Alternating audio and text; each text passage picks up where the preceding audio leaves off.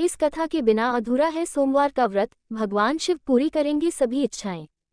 सोमवार के व्रत को लेकर मान्यता है कि इस व्रत को करने से भगवान शिव अपनी भक्तों की मुराद जल्दी पूरी करते हैं। सोमवार का दिन भगवान शिव को समर्पित है, इसलिए इस दिन भगवान शिव की पूजा और व्रत करने का महत्व और ज्यादा बढ़ जाता है।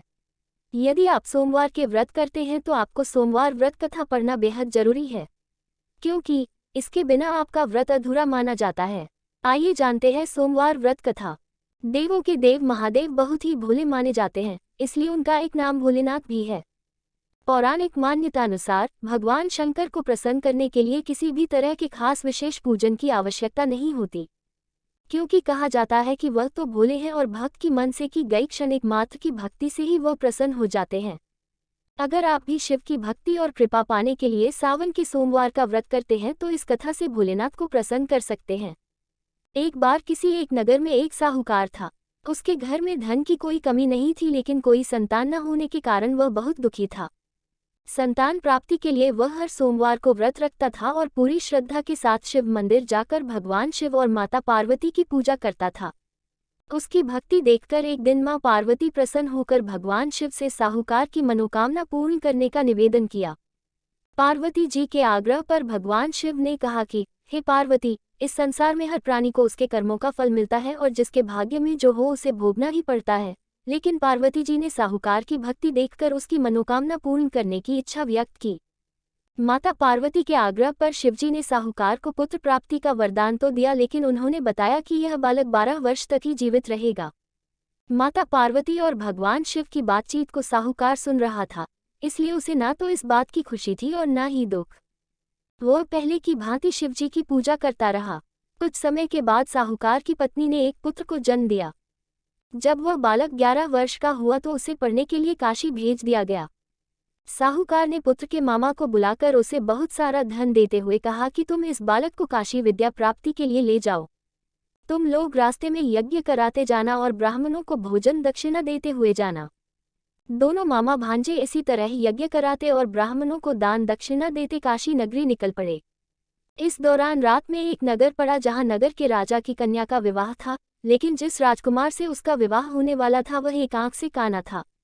राजकुमार के पिता ने अपने पुत्र के काना होने की बात को छुपाने के लिए सोचा क्यों न उसने साहूकार के पुत्र को दूल्हा बनाकर राजकुमारी से विवाह करा दूं।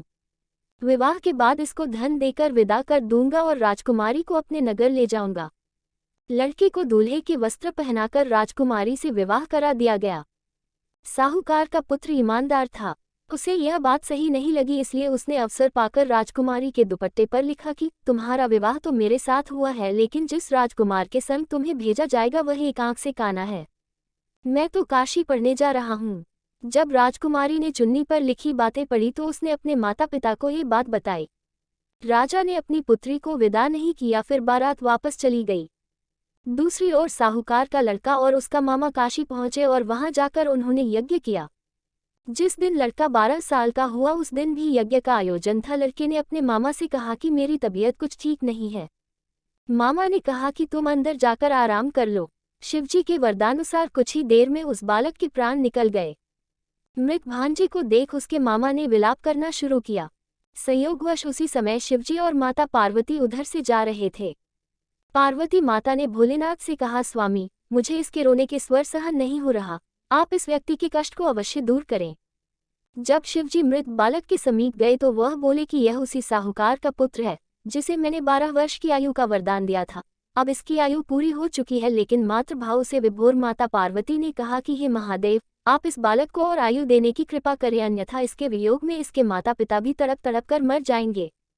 माता पार्वती के पुनः आग्रह पर भगवान शिव ने उस लड़के को जीवित होने का वरदान दिया। शिवजी की कृपा से वह लड़का जीवित हो गया। शिक्षा पूरी करके लड़का मामा के साथ अपने नगर की ओर वापस चल दिया। दोनों चलते हुए उसी नगर में पहुंचे जहां उसका विवाह हुआ था। उस नगर में भी उन्होंने यज्ञ का आयोजन किया। उस लड़के के ससुर ने उसे पहचान लिया और महल में ले जाकर उसकी खातिरदारी की और अपनी पुत्री को विदा किया। इधर साहूकार और उसकी पत्नी भूखे प्यासे रहकर बेटे की प्रतीक्षा कर रहे थे। उन्होंने प्रण कर रखा था कि यदि उन्हें अपने बेटे की मृत्यु का समाचार मिला तो वह भी प्राण त्याग देंगे, परंतु अपने बेटे के जीवित होने का समाचार पाकर वह बेहद प्रसन्न हुए।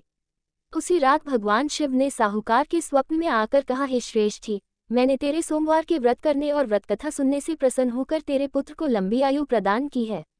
इसी प्रकार जो कोई सोमवार व्रत करता है या कथा सुनता और पढ़ता है उसके सभी दुख दूर होते हैं और सभी मनोकामनाएं पूर्ण होती हैं। दोस्तों, मेरे वीडियो को लाइक और चैनल को सब्सक्राइब जरूर करें।